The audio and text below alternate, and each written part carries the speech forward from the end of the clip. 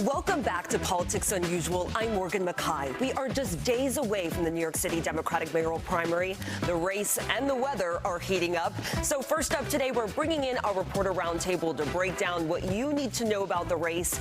Then we're speaking with Assemblyman Tony Simone as the state legislative year just wrapped up. And then we're getting the pulse of the people, checking in on some of the top issues in New Jersey. But first, the latest Mayor's College poll has former Governor Andrew Cuomo still in the lead, but Assemblyman Zohran Mamdani is closing the gap slightly. The poll, which was conducted last week, found Cuomo outpacing Mamdani 55% to 45% in the 7th round of ranked choice voting. But the poll also found there is still a chunk of voters who are undecided. So joining us now to discuss is Politico reporter Nick Reisman and Katie Honan, who is a reporter at the nonprofit news site The City. This is so exciting to have you guys here. I've been bragging about you guys coming on this show. Two of the best reporters in the city. Thank you guys. No. So let's start first with that poll. You know, why do you feel like some of these other candidates, they were not getting really support, single digits, most of the other candidates besides really City Comptroller Brad Lander? Why do you guys feel like that is? I think it's the strength of people's campaigns. And for someone like the former governor, Andrew Cuomo, he does have name recognition, which I think plays a huge part in polling. He has a lot of money and he's been running a lot of ads. And then you have Assembly member Zohran Mamdani, who has a lot of money as well, not as much as Cuomo, but a lot. And he has the strength of this really strong volunteer base. They've been out. He says his campaign has knocked on 1.1 million doors, so that's a lot of doors. And I think that really shows when you get to these polls, because it's a lot of name recognition. And what's really fascinating about this race is that Cuomo has been leading almost wire to wire in nearly all of these polls that we have seen emerge publicly since he entered in March 1st. And he's really gotten the support of the Mayor Eric Adams base in this race. Black New Yorkers, Jewish voters, people who make less than $50,000 a year, people who do not have college degrees. That is the coalition that you really need in order to win citywide, especially a Democratic primary in New York City. And Cuomo, at least according to the polling, really does seem to have this like vice grip on those voters. And whether that's going to be enough, whether Zohran Mamdani has enough to overcome that is a big question heading into Tuesday. Yeah, and one of the big news this week was Brad Lander getting arrested by ICE. Do you guys feel like that is going to have an impact on this race? I think it could. I think people see in the comptroller, if they have particular feelings about ICE enforcement and what the federal government is doing and plans to continue to do, they might really be moved by what the comptroller did. And I will say, you know, there were critics who said, oh, you know, it was a stunt, but he goes to immigration court regularly to observe and support people who are being detained or escorted out. And that is what he did. And I've heard from people who say, wow, that's really impressive. And I think he was coming off a strong week anyway. He did well at the final debate, landing a lot of attacks at Cuomo, who is the target of most of the other candidates. This debate that which you hosted, by the way. Yes. Don't moderate, because there were others there.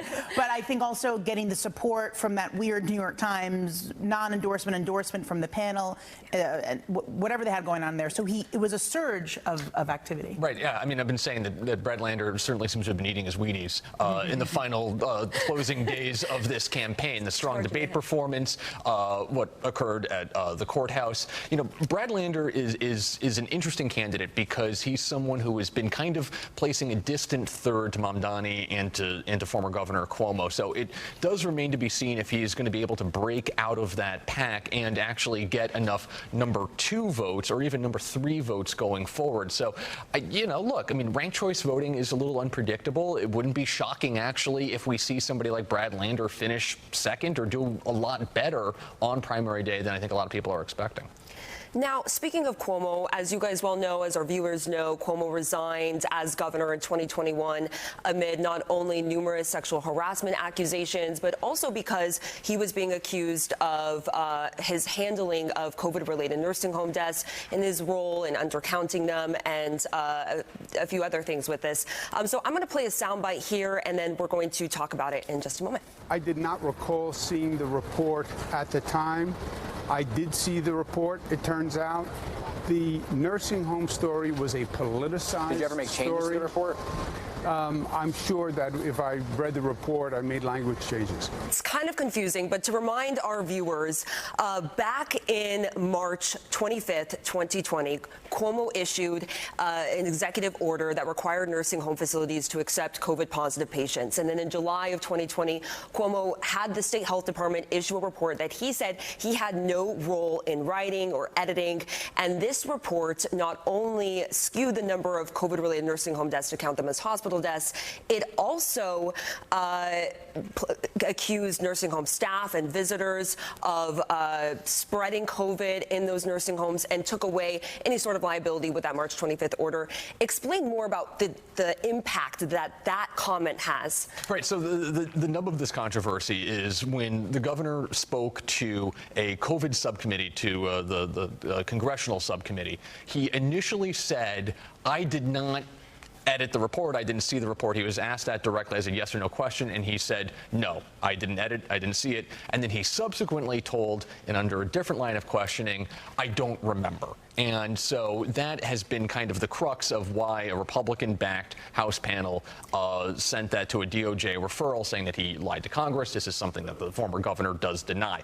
All of that said, clearly the governor had a role in this nursing home report. He has virtually said as much at this point, and he has tried to say repeatedly that a lot of the controversies that led to his ouster in 2021 is largely due in part to politics, and he has blamed MAGA Republicans for the nursing home controversy.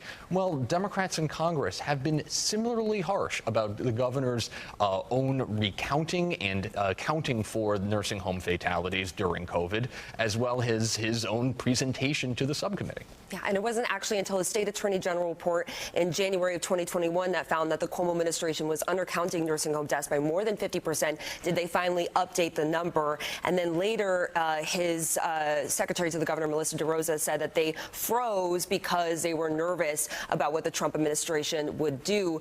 But now the Department of Justice is investigating whether Cuomo lied to that panel about that report. He says now that he does remember editing that report, but he didn't remember when he was testifying to Congress. What would the city council do if charges were to be dropped against Cuomo if he were to be elected? That's a complicated question because, you know, there is this removing a mayor, if you just want to, like, you know, this is the hypothetical question about what could happen. But I think, too, of all of this stuff swirling around him and how even for people who've endorsed him, who 4 years ago called on him to resign, I wonder if it's people with short memories or just they're past that, you know, and I think there's plenty of victims whose loved ones died in nursing homes or especially the sexual harassment victims who it's not over for them. But I think that would be a bridge to cross, figuring out would there be, you know, this panel. We thought about this when Mayor Adams was indicted. And we did invite Cuomo on this show, asked him for an interview, and he declined. But turning to Mamdani, he's promising a lot of things, free buses, freezing the rent. A lot of this is going to need state legislative approval. Governor Kathy Hochul came out the other day saying that she has no plans to raise taxes on the wealthy right now. How hard will it be for him to kind of get some of this stuff done in Albany? I mean, if you're a mayor like, say, Michael Bloomberg or Bill de Blasio, who has a lot more experience in governmental life and in politics than Zohran Mamdani, they had a very hard time getting their agenda through the state legislature and past the governor. Now, there were very certain specific reasons why that was occurring, but Zohran Mamdani would have a very tough time as mayor trying to get through that tax hike in Albany. On the flip side of this, though, Andrew Cuomo wants a $20 minimum wage in New York City, and that is something that is going to require legislative approval. All of this is going to be at Governor Kathy Hochul's feet when she is going to be running for re-election next year. So imagine a tax hike on the rich or an increase in the minimum wage. That's something that a lot of business leaders in New York are going to be very leery of. And Mamdani is really getting hit hard right now on his stance on the Israel-Hamas war. He said the other day that globaliza intifada has a different meaning for some people. How big of a role do you think this is going to play in the race right now, having some of those comments? He did cry, though, saying he's not anti-Semitic. He doesn't want to be put in that box. But what do you feel like is going to be the impact of this? I think it could have a small impact. And I mean, I know also he's received lots of threats. The NYPD is investigating threatening phone calls to his office. I think it's such the tensions around what's happening with Israel and Gaza are very high. But I also say, and in speaking to lots of supporters from Mamdani, I know a lot of critics of Mamdani just say outright, oh, he's anti-Semitic. But I don't hear from people what is empathy for people in Gaza and what's happening there. And I think that is what gets lost in this large thing. And obviously, the phrase is used across the world to incite violence on Jewish people across the world. But again, I think what's rooted in a lot of this, and it gets lost from people who are just criticizing him wholesale, is younger people or just people in general feeling for what's happening in Gaza and what's happening from U.S. tax dollars, and that's where their criticism is. I look forward to circling back with you guys, but we're really not going to get results until July 1st, because that's if a candidate doesn't reach the 50% threshold on June 24th, this Tuesday. We're really looking at July 1st for results, right? And plus, we still have a general in November, and it does not end on July 1st. Exactly. There's going to be a lot more to do. We could have a Thank packed goodness. field. Yeah. Well, thank you guys so much. I appreciate your time. Thank you again. Thank you. Coming up next, we're taking a look at a new bill that deals with mental health. State Assemblyman Tony Simone joins us next.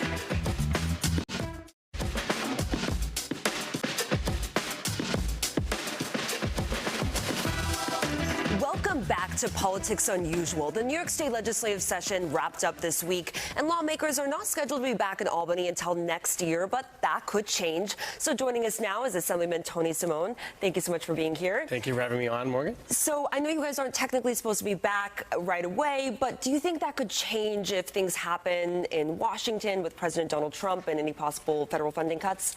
I mean, unfortunately, with the draconian cuts to Medicaid and to this terrible bill in the Senate, my educated guess is we'll be back in Albany in a special session to figure out how to meet those cuts, which will not have any easy answers to that. So right now, you sponsored a bill that got to the finish line, and it's called the Support Act, which requires that people with non-felony charges whose cases are dismissed due to mental illness are connected to services. So explain more. So, as we know, there's a mental health crisis going on in our city, state, nation. The Support Act, which I had with my colleague, State Senator Brad Hoyman-Siegel, if it's a non-felony offense and your case is deemed mentally not suited for a trial, a lot of times we lose that individual in the system. There was that terrible incident in my district where a construction worker who many of us knew was stabbed to death by someone who was having a mental breakdown, was asking for help. I want to preface it by saying most people with mental illnesses are nonviolent, but there's a small percentage that could turn violent because they haven't had their medication, they haven't had the proper services. This ensures that before an immediate, you have somebody actually helping the individual. We know some of the individuals in my district who are asking for help. There's nothing progressive about someone being on the street with maggots in their legs or someone asking for services. We find them in an apartment even sometimes, and because there's no mental health services, they're back out on the street. The Support Act is one way forward in helping those with mental illness to make sure that the healthcare system helps them, not the criminal justice system. We want to avoid them going to the criminal justice system, avoid them from ever turning violent, and avoid what we've seen so lately in our city that has to change. Now, you also sponsored another bill that's gotten traction here locally. So right now, both the city council and the mayor, they can create what's called a charter revision commission to recommend changes requiring approval by voters. But if both the mayor and the city council create a commission, the mayor's commission takes precedence, essentially bumping the city council's proposals from the ballot. But your bill blocks a mayor from being able to bump the city council's proposals. Explain more. So I want to first say we had a very successful legislative session. We passed very impactful bills that will not only empower the voters of my district and the city and the state, but also help my constituents in many ways on affordability, on improving democracy. Basically, the charter revision is meant to balance the scales of power. Right now, the mayor has too much power when it comes to charter revision commissions. Literally, he can put a comma on the ballot, and it bumps a specific proposal by voters working to get tens of thousands of signatures to get a legitimate ballot initiative on. And I know some of the critics have said, you're going to confuse voters. I have faith in our voters. I know the residents and neighbors, my friends and family members and others who live in the district are very well informed. They understand these charter revision questions. And we've seen it abused by mayors. Mayor Giuliani on the Yankee referendum, Mayor Bloomberg on class sizes to reduce school size, which we finally accomplished in Albany. You should allow to empower voters. You should not allow these initiatives to be bumped. And the other criticism has been, oh, you're going to confuse voters, and what if two ballot initiatives are similar? The more votes win, which is what we should have in a democracy. Well, thank you so much for coming on here. I really appreciate it. I look forward to hearing more about some of the legislation passed in these final days, so I look forward to having you back. Thank you. Coming up, we head across the river to New Jersey and find out what issues matter most to New Jersey residents when it comes to the race for governor.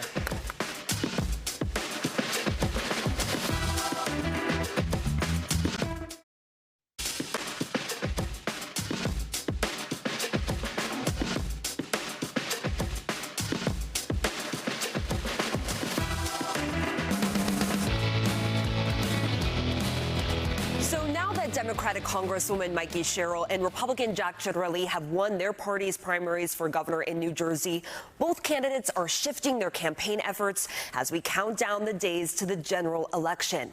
New Jersey is one of two states with gubernatorial races this year, and it will likely be a sign of how voters are responding to President Donald Trump's second term in office. Ciattarelli is backed by Trump, while Sherrill has been an outspoken critic against the president. We asked Garden State voters to weigh in on what issues are most important to them as we head into November.